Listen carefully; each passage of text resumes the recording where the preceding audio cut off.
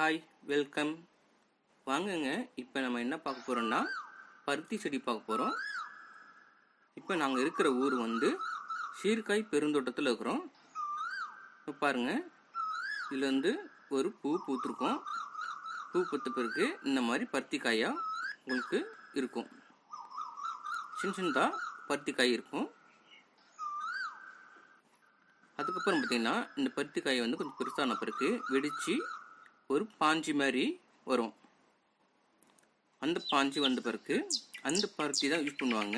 எதுக்கெல்லாம் யூஸ் பண்ணுவாங்கன்னா பருத்தி பால், பருத்தி நூல், பருத்தி ஆடைகள்லாம் இதுலேருந்து தான் உருவாக்குறாங்க. பார்த்தீங்களா பருத்தி எப்படி இருக்குன்னு. உங்களுக்கு இந்த சேனல் ரொம்ப பிடிச்சிருந்தா எங்களுக்கு லைக் பண்ணுங்கள். தேங்க்யூ.